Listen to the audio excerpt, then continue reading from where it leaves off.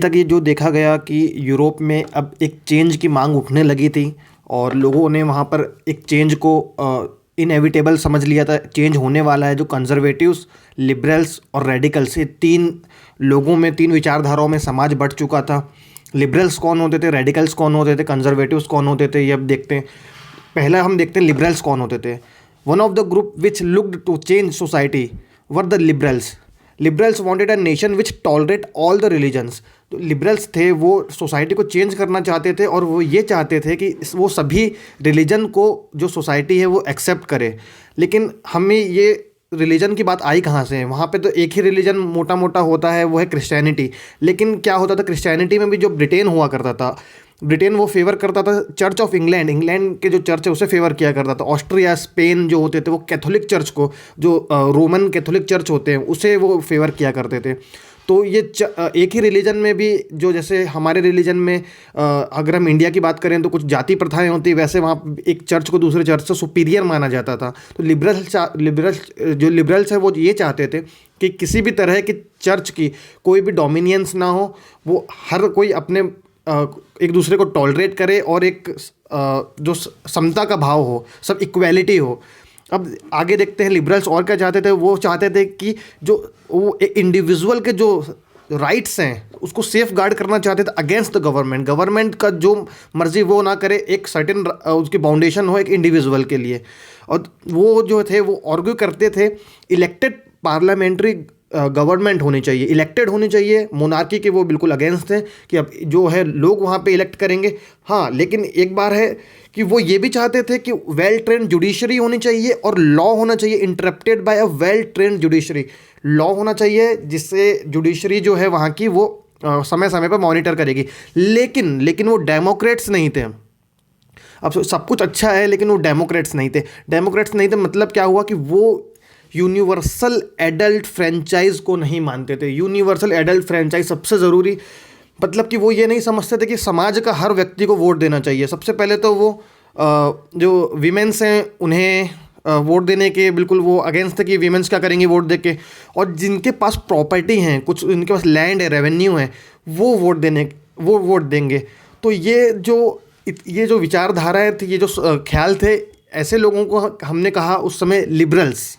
उस समय कहा, ये 18th और 19th सेंचुरी की बात चल रही है। आज के कॉन्टेक्स्ट में लिबरल्स क्या होते हैं वो हम और आगे पढ़ेंगे। अब नेक्स्ट देखते हैं रेडिकल्स। अब रेडिकल्स ने क्या किया? रेडिकल्स भी चेंज चाहते थे। रेडिकल्स ने चेंज चाहा, लेकिन उन्होंने कहा कि जिस पर्टिकुलर देश की गवर्नमेंट होनी चाहिए उस वो कंट्री की मेजॉरिटी पे होनी चाहिए। ऐसा नहीं कि उस देश में सारे गरीब लोग होते हैं और उस कंट्री को जो रूल कर रहा है गवर्नमेंट है, उसमें बेसिकली कुछ जो चुने हुए कुछ चुनिंदा अमीर लोग हैं, वेल्दी लोग हैं, उनकी ही चल रही है और गवर्नमेंट उन्हीं को फेवर कर रही हो। नहीं, अगर उस देश में गरीब हैं तो मेजॉरिटी की पॉपुलेशन की ही जो गवर्नमेंट वो होनी चाहिए, गरीबों के लिए सोचे ऐसी गवर्नमेंट होनी चाहिए। और सबसे ज़रूरी बात, उसमें से जो रेडिकल्स थे उनमें से many of them supported the suffragette movement. Suffragette movement एक सही प्रोनाउंसिएशन कहा जाएगा सफ्रेजेट, कुछ लोग इसे सफ्रगेट भी कहते हैं, लेकिन सफ्रेजेट मूवमेंट क्या था कि जो वहाँ यूरोप में जो महिलाएं हुआ करती थी उन्होंने अपने वोटिंग राइट्स के लिए मूवमेंट चलाया था। ये डेकेड्स तक चला था, बहुत समय तक ये मूवमेंट चला था और आखिरकार उन्हें अर्ली 1920th सेंचुरी के आसपास उन्हें वो वोटिंग राइट्स वहाँ पर मिले थे। काफ़ी लेट मिले थे, तो उसे भी रेडिकल्स ने सपोर्ट किया। लिबरल्स नहीं चाहते थे कि वो महिलाएं वोट करें, लेकिन ये सफ्रेजेट मूवमेंट को सपोर्ट करते थे रेडिकल्स, और रेडिकल्स चाहते थे कि महिलाएं भी वोट करें। Unlike liberals, they oppose the privilege of great land owners. Liberals क्या कहते थे? जिनके पास ज़्यादा लैंड है वो वोट कर सकते हैं, लेकिन रेडिकल्स ने कहा कि नहीं, ऐसा नहीं है। अब आप वेल्दी हैं लेकिन आपको हम प्रिविलेज देंगे, आपको हम औरों से सुपीरियर समझेंगे, ऐसा बिल्कुल हम नहीं होने देंगे। तो उन्होंने कहा था कि सभी लोग सेम हैं। और वो ये भी चाहते थे कि ऐसा वो नहीं था कि वो प्राइवेट प्रॉपर्टी के बिल्कुल भी अगेंस्ट है, लेकिन वो इसको डिसलाइक करते थे कि कंसंट्रेशन बहुत सारा ना हो जाए, कि मतलब कि देश की जो प्राइवेट प्रॉपर्टी बनते बनते ये जो देश की असली पावर है और असली जो कंसंट्रेशन है शक्तियों का, वो किसी एक कुछ लोगों के एक समूह के हाथ में ना आ जाए, कुछ एक सर्टेन ग्रुप के हाथ में ना आ जाए।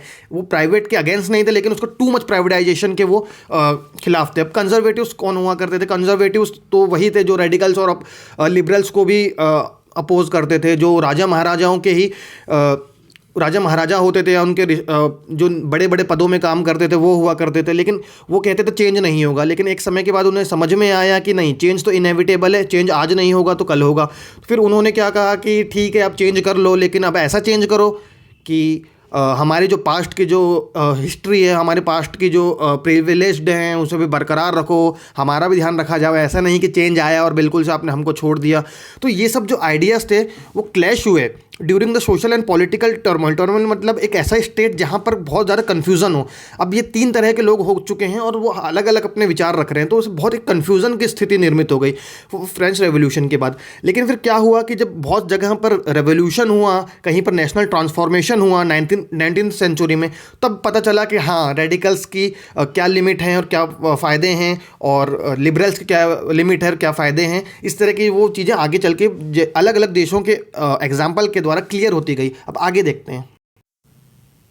अब 18th सेंचुरी और 19th सेंचुरी के आसपास एक समय ऐसा आ चुका था कि जब इंडस्ट्रियल रेवोल्यूशन की तरफ ये दुनिया बढ़ रही थी। इंडस्ट्रियल रेवोल्यूशन का मतलब हम इस तरह से समझ सकते हैं, जैसे कि पहले के ज़माने में लोग घर पर अपना कुछ बनाया करते थे। मैन्युफैक्चरिंग जो थी वो घर पर हुआ करती थी, और कुछ लोगों का एक समूह मिलकर बनाया करता था किसी चीज़ को, ग्रुप में बन रही है कुछ चीज़ें। लेकिन अब जैसे जैसे साइंस का इजाद होता गया, बड़ी बड़ी मशीनें आने लगी, फैक्ट्रीज एस्टेब्लिश होने लगी, बड़े बड़े शहर बसने लगे, सिर्फ और सिर्फ इंडस्ट्रियल रेवोल्यूशन के कारण। वहाँ पे जो आसपास के जो गाँव के जो लोग हुआ करते थे, आसपास के गाँव के जो लोग वो आसपास से गाँव के लोग वहाँ पर मजदूरी करने आने लगे। तो उससे हुआ क्या कि उन्हें लॉन्ग वर्किंग आवर्स में काम करना पड़ रहा था।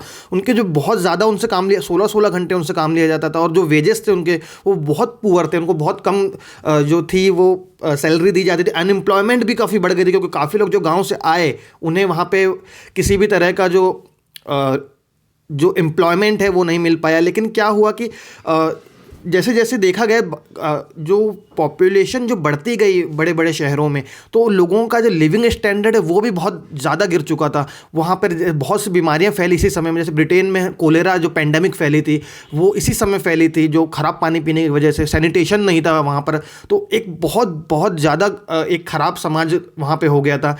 लेकिन क्या हुआ था कि अब ये सब जो भावनाएं थी, उन्होंने क्या किया कि सोशल चेंज की जो एक स्पिरिट थी उसे भी हम आगे बढ़ाया कि हाँ अब ऐसा तो नहीं रहा जा सकता, हमें सोशल चेंज करना होगा।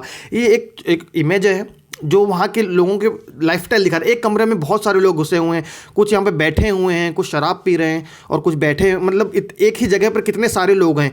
लोगों के रहने के लिए जगह नहीं थी। इंडस्ट्रियल रेवोल्यूशन के शुरू में देखा जाए तो जब जो सारी जो इंडस्ट्रीज़ हुई उसमें से बहुत सी जो लिबरल्स भी चला रहे थे और रेडिकल्स भी चला रहे थे। उन्होंने देखा कि जो हमारे एम्प्लॉयज़ काम कर रहे हैं उनकी तो बहुत बुरी हालत है, उनके लिए कुछ करना होगा। तो उन्होंने क्या किया, उन्होंने सबसे पहले ये सोचा कि हम जो हैं, अगर हमारे मज़दूर अच्छे हालत में नहीं होंगे तो वो हम अपना 100% नहीं दे पाएंगे और हमारा प्रॉफिट नहीं हो पाएगा। क्योंकि जो लिबरल्स और रेडिकल्स हैं वो भी मालिक हुआ कर रहे थे, वो भी एम्प्लॉयमेंट दे रहे थे, वो एम्प्लॉयर्स थे। तो एक तो उनका पर्सनल इंटरेस्ट था, दूसरा उनको दया आई हुई होगी जो वर्क फोर्स है। तो उन्होंने क्या किया कि ठीक है अब हम बहुत हुआ, अब हम सब लोग मिलते हैं और ओल्ड एरिस्टोक्रेसी क्या होती है। हमने देखा कि फ्रेंच रेवोल्यूशन हुआ, वहाँ पर एक जो जनता के प्रति जो जवाबदार गवर्नमेंट, एक डेमोक्रेसी आई। फिर उसके बाद वहाँ पे एक नेपोलियन बोनापार्टे, जो हमने फर्स्ट लेक्चर में पढ़ा, नेपोलियन बोनापार्टे एक डिक्टेटर था, उसने वहाँ पे रूल करना चालू किया और 1815 में नेपोलियन बोनापार्टे को हरा दिया गया। और वहाँ पे जो पुराने मोनार्क थे, पुरानी डायनेस्टी थी जो फ्रेंच रेवोल्यूशन से पहले, उन्होंने ही टेक ओवर कर लिया पूरे फ्रांस को। तो उससे हम कहते हैं ओल्ड एरिस्टोक्रेसी। और एरिस्टोक्रेसी मतलब कि उच्च लोग, जो जिन्हें राजाओं ने कुछ विशेष सम्मान वगैरह दिया हो, मतलब बहुत इलीट लोग कहा जाना चाहिए। तो लेकिन क्या हुआ कि उन्होंने फिर से लिबरल्स और ये जो रेडिकल्स की जो फैक्ट्रीज थी उनके ऊपर प्रेशर डालना चालू किया कि आप मज़दूरों से और काम लो और उनका शोषण करो। तो वो एक तो उनका पहले मज़दूर थका हुआ होता था, तो उनका प्रोडक्शन में भी वो इम्प्रूवमेंट नहीं हो पा रहा था। और दूसरी बात कि उन्हें मज़दूरों को पैसा भी नहीं मिल रहा था, अपने हेल्थ में भी ध्यान नहीं दे पा रहे थे। 16-16 घंटे तो यहीं पर काम कर रहे थे, बीमारियों से मर रहे थे। तो इनका भी इंडस्ट्रियल रेवोल्यूशन के समय जो इंडस्ट्री के मालिक थे, जो रेडिकल और ज़्यादातर लिबरल्स थे, उनका भी फ़ायदा नहीं हो रहा था। तो उन्होंने सोचा कि छोड़ो, अब हम सब साथ में मिलते हैं और इनको हम हटाते हैं। तो उन्होंने सभी ने रेडिकल्स और जो लिबरल से सब साथ में मिले। बहुत से लोग ऐसे नेशनलिस्ट भी साथ आए। नेशनलिस्ट वो लोग होते हैं जो देश के इंटरेस्ट में बात करते हैं। लिबरल्स और रेडिकल्स ने एक जो रेवोल्यूशन की जो मांग की, और सभी ने अपनी अपनी जगहों पर मिलकर जो जिस तरह की गवर्नमेंट जो इस्टेब्लिश होने लगी थी 1815 के बाद, 1815 के बाद, जैसे मैंने बताया कि डायनेस्टी की गवर्नमेंट्स फिर से आने लगी थी, फ्रेंच रेवोल्यूशन को दबाने की कोशिश की जा रही थी। तो 1815 के बाद से जितनी भी जो गवर्नमेंट आ गई थी, जो पुराने राजाओं के जो रिश्तेदार नाती पोते सब आ गए कि हाँ हम ही करेंगे। वो तो बीच में चलो फ्रेंच रेवोल्यूशन हो गया था, छोड़ो उसको, और वो मजदूरों का शोषण करने लगे। तो उन्होंने, किसने, नेशनलिस्ट, लिबरल और रेडिकल्स ने साथ में मिला है। उन्होंने कहा कि नहीं ठीक है, हम आपको उखाड़ फेंकेंगे। और उसके बाद फ्रांस, इटली, जर्मनी, रशिया, वहाँ पर रिवोल्यूशनरीज बने और उन्होंने जो वर्क किया अपना साथ में मिलकर, कहीं नेशनलिस्ट ने ज़्यादा वर्क किया, कहीं लिबरल्स ने वर्क किया, कहीं किसी देश में तीनों ने साथ मिलकर किया, कहीं सिर्फ रेडिकल्स ने किया। मतलब कहीं ना कहीं उन्होंने all over Europe the work किया और उन्होंने ओवरथ्रो करने की पूरी कोशिश करी। कहीं पर किया भी मोनार्क्स को। मोनार्क्स कौन होते हैं? जो कि वही वंशवाद, एक जो राजा का बेटा जो राजा बन रहा है। तो अब नेशनलिस्ट ने क्या हुआ, एक रेवोल्यूशन की हुई बात। नेशनलिस्ट, बहुत सारे नेशनलिस्ट पैदा हुए और एक आइडियोलॉजी आई नेशंस की। जैसे इंडिया में भी पहले लोग बंगाली हुआ करते थे, इसी समय की बात बता रहा हूँ, समकालीन कंटेम्प्रेरी बात हो रही है। पहले लोग अपने आप को बंगाली कहते थे, कुछ महाराष्ट्रियन कहते थे, कुछ कहते थे हम यूपी से हैं, कुछ कहते थे हम दक्षिण भारतीय, हम तमिल हैं, हम कन्नड़ हैं। लेकिन जो एक नेशन की थ्योरी जो डेवलप होने लगी, नेशन, हम हिंदुस्तानी हैं, ये डेवलप होना चालू हुई अर्ली 19th सेंचुरी में, 1800 के आखिरी में, 1900 के पहले।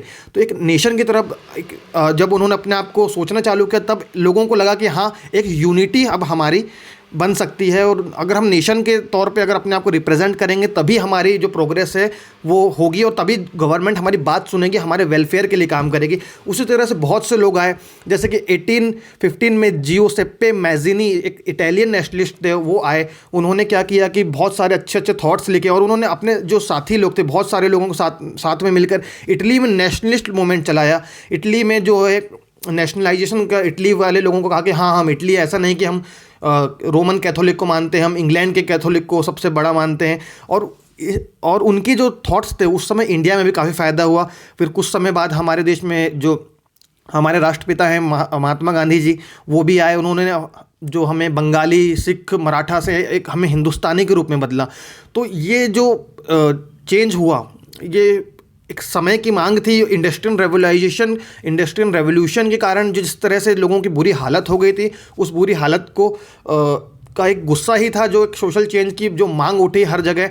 और फ्रेंच रेवोल्यूशन के बाद जो नेपोलियन बोनापार्टे ने जो दबा दिया था डिक्टेटरशिप के थ्रू, उस जो रेवोल्यूशन को दबा दिया था और ख़ुद वहाँ का डिक्टेटर बन गया था। और उस डिक्टेटर को फिर 1815 में जब वहाँ के पुराने राजाओं ने जो मिलकर हराया, तो एक कोशिश की गई, एक असफल कोशिश की गई कि हाँ हम फिर से मोनार्क और डायनेस्टी को स्टैब्लिश कर देंगे।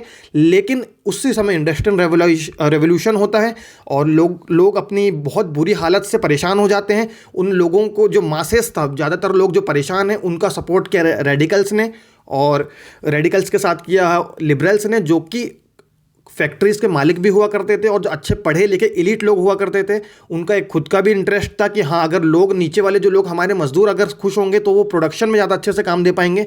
तो उन्होंने उनका सपोर्ट किया और उन सभी ने मिलकर वन बाय वन, एक एक जगह मिलकर अपने जो देश के राजाओं को, मोनार्क को उखाड़ के फेंका और वहाँ पे एक रिस्पॉन्सिबल डेमोक्रेटिक गवर्नमेंट लाई। हाँ, हालांकि अभी भी बहुत से देशों में जो महिलाएं हैं और वहाँ के जो गरीब लोग हैं, उनको वोट देने का अधिकार नहीं मिला। लेकिन एक चेंज की शुरुआत तो हो चुकी थी। चेंज की शुरुआत हुई, अब धीरे धीरे महिलाओं ने भी सफ्रेगेट मूवमेंट के थ्रू अपनी आवाज़ उठाना चालू किया और धीरे धीरे 1960 के आसपास अमेरिका में दिया गया। न्यूजीलैंड में सबसे पहले, शायद अगर मैं गलत नहीं हूँ तो न्यूजीलैंड में सबसे पहले महिलाओं को कुछ 18th सेंचुरी के आसपास कुछ महिलाओं को वोटिंग राइट्स दिया गया और फिर यूनिवर्सल एडल्ट फ्रेंचाइज इस वर्ल्ड के लिए आम हो गई। तो ये अब नेक्स्ट में हम देखेंगे कि 1.3 में the coming of socialism to Europe. अब सोशलिज्म ने किस तरह से अपना रूप बदला और लोगों ने उसे किस तरह से अपनाना चालू किया, तो अगला हम अगले लेक्चर में देखते हैं।